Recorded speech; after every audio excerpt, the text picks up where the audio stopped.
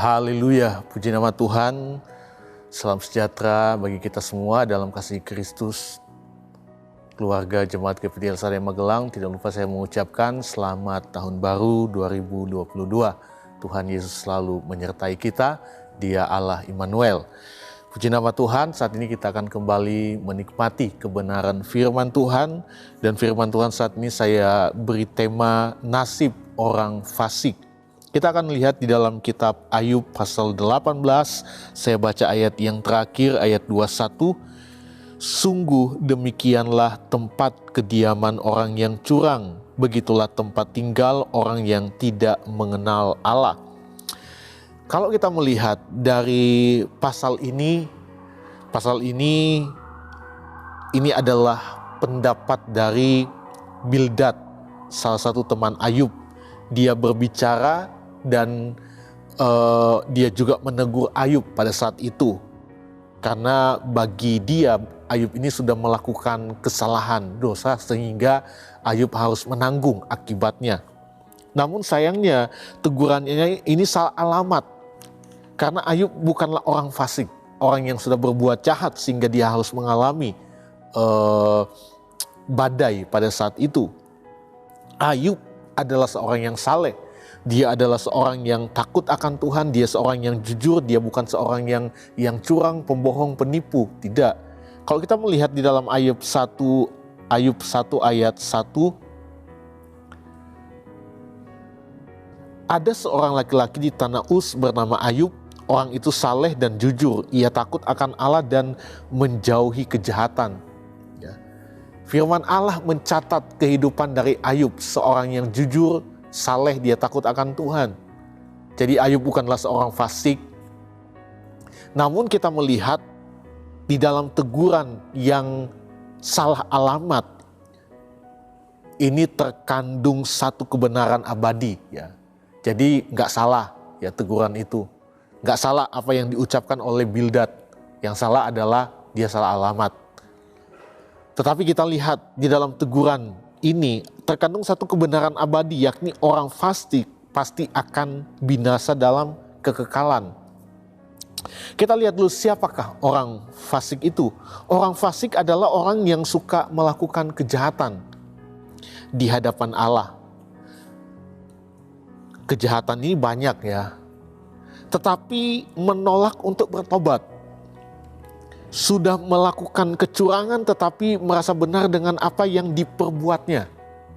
Mereka adalah orang-orang yang menolak Allah dan kebenarannya dan merasa Allah tidak dapat menghukum mereka. Kita lihat Mazmur 10 ayat 4. Kata orang fasik itu dengan batang hidungnya ke atas, Allah tidak akan menuntut, tidak ada Allah, itulah seluruh pikirannya.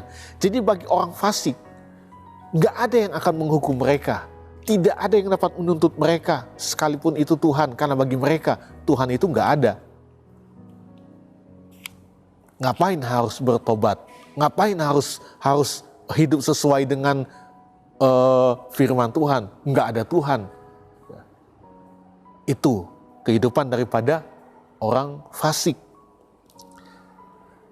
Nah, dengan demikian kita lihat seperti apa nasib orang fasik ini.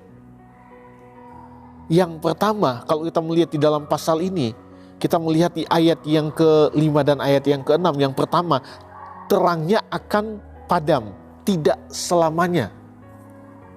Ayat 5 dan ayat yang ke-6, dikatakan bagaimanapun juga terang orang fasik tentu padam, dan nyala apinya tidak tetap bersinar. Terang di dalam kemahnya menjadi gelap dan pelita di atasnya padam. Kalau saya baca dalam salinan firman Allah yang hidup, dikatakan langkahnya yang tegap dipersingkat. Ini berbicara tentang, maksudnya terang. Terang ini maksudnya sesuatu yang menonjol dari mereka, yaitu perbuatan jahat. Kecurangan, penindasan, dan lain-lain banyak yang mereka lakukan. Itu semua akan padam. Jadi kita lihat ini bukan terang yang seperti Yesus berbicara kita adalah terang dunia yang harus menjadi berkat. Ya. Tapi ini adalah perbuatan-perbuatan jahat. Itu akan padam. Tidak selamanya itu akan terus bersinar. Jadi kita lihat yang pertama, perbuatan jahat mereka pasti akan lenyap.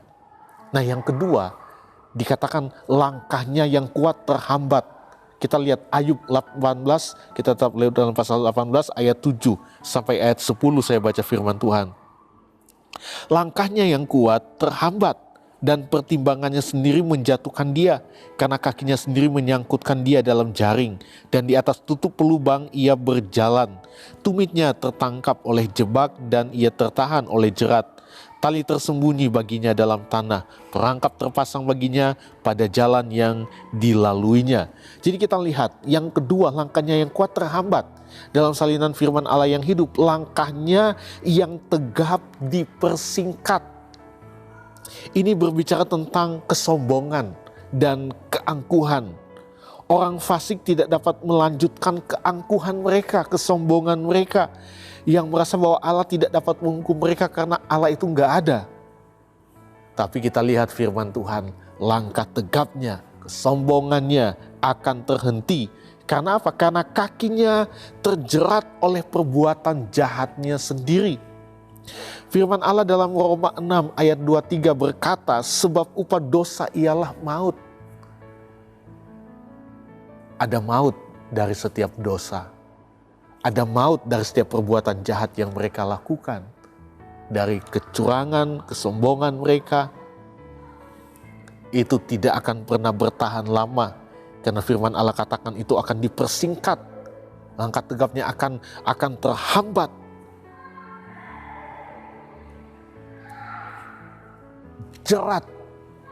Kena jerat dari perbuatan mereka sendiri. Dan itu adalah kebenaran firman Allah. Upah dosa adalah maut. Nah yang ketiga kita lihat. Yang ketiga, seperti apa nasib orang fasik? Kedahsyatan mengejutkan dia di mana-mana. Di dalam bahasa Indonesia masa kini dikatakan dari segala arah. Kita lihat di Ayub 18. Kita ayat 11 dan ayat 12. Kedahsyatan mengejutkan dia di mana-mana dan mengejarnya di mana juga ia melangkah. Bencana mengidamkan dia, kebinasaan bersiap-siap menantikan dia jatuh. Jadi kita lihat orang fasik tidak bisa menghindar dari kedahsyatan yang mendatanginya. Karena kefasikan akan berakhir dalam kebinasan kekal. Dari segala arah, dia nggak bisa lari. Dari segala arah dimanapun itu akan mendatangi dia, kedahsyatan itu. Itu adalah kebinasaan. Kita lihat Mazmur 145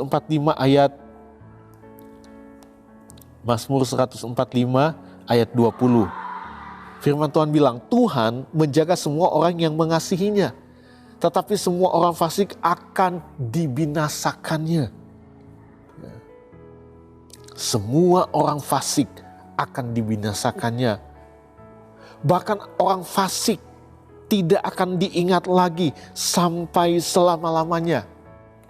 Ini hal yang sangat menyedihkan. Tapi itulah nasib dari kefasikan.